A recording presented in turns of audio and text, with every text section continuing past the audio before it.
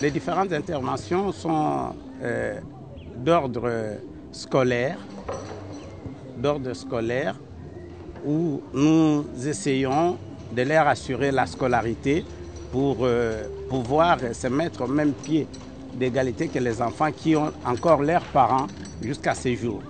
Nous avons aussi une intervention d'ordre sanitaire qui s'en vient aussi pour que nous puissions voir un enfant qui est malade, qui n'a pas de moyens, personne pour s'en occuper. Là, nous avons une attention particulière à leur intention. Ces enfants sont des orphelines. C'est l'Église qui nous a demandé de les aider. Ce sont les enfants des paroissiens qui n'ont plus des parents. C'est pour ça qu'on les a pris en charge.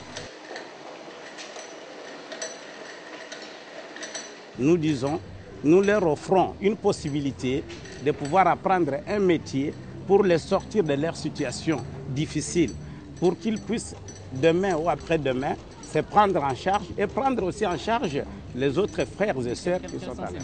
Il y a d'abord la coupe et couture, où il y a des jeunes filles qui ont exprimé leurs besoins, leur volonté d'apprendre ce métier-là de coupe et couture. Il y a aussi la mécanique auto. Nous avons aussi l'informatique que vous avez pu voir là-bas. Il y a plusieurs projets qui se développent ci et là, et à travers beaucoup d'organisations sur terrain.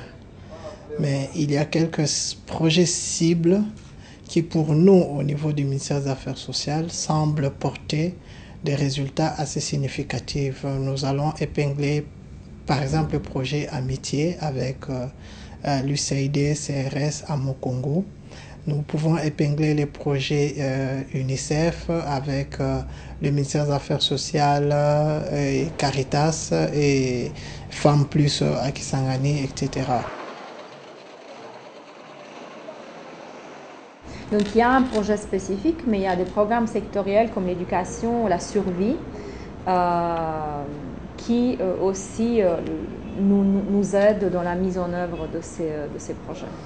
La journée de l'enfant africain. Vous l'avez compris, il reste encore beaucoup à faire. Mais au fait, quel bilan peut-on tirer des différentes interventions jusqu'ici engagées? C'est au niveau de l'éducation qu'on a, en fait, où l'impact est visible, parce qu'il y a vraiment des enfants qui étaient incapables d'aller à l'école. Et ils ont pu étudier grâce à notre assistance. Mais aussi, il y a encore beaucoup à faire. Et dans ces domaines, je me rends compte qu'il y a vraiment beaucoup à faire. Nord, sud, est, ouest.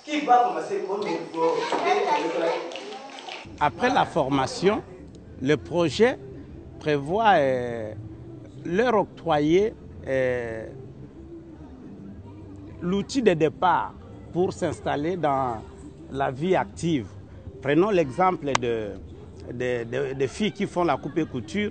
Le projet prévoit leur octroyer des machines à coudre.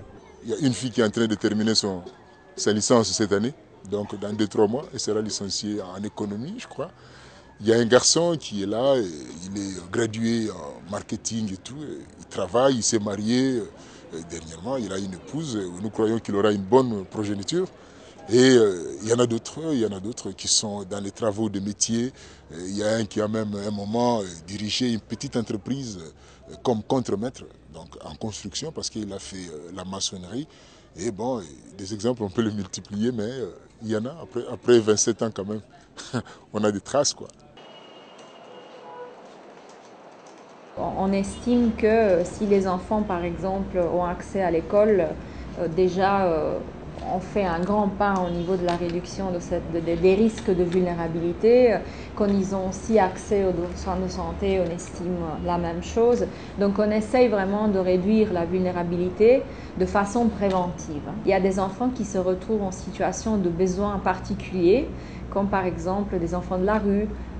Et là, à part des services au niveau de la prévention, on travaille aussi dans la protection de l'enfant. Donc l'enfant, il est déjà en situation de vulnérabilité extrême, mais aussi de réintégration.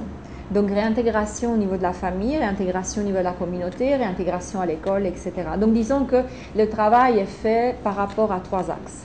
Prévention, protection et réintégration. Les parents sachent que s'ils ont mis un enfant au monde, quelles que soient les difficultés, les peines qui vont subvenir, il faudrait qu'ils arrivent toujours à pouvoir s'occuper de cet enfant parce que c'est leur progéniture. Et il y en a qui en cherchent et qui ne trouvent pas. Et si ils en ont trouvé par la grâce, j'allais dire, de Dieu, pour ceux qui prient, hein, et je crois qu'il faut qu'ils arrivent à bien soigner, n'est-ce pas, ce grand cadeau qui est une vie humaine.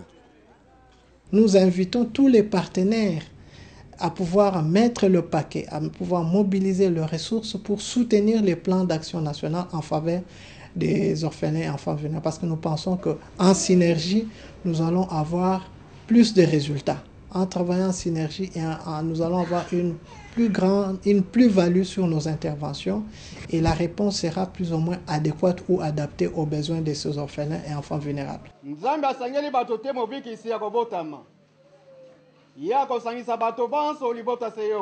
Dans le récent rapport de l'enquête démographique et de santé portant sur l'année 2007 et publié par le gouvernement, 8,2 millions d'enfants sont en difficulté, dont 930 000 le seraient par le fait du VIH-Sida.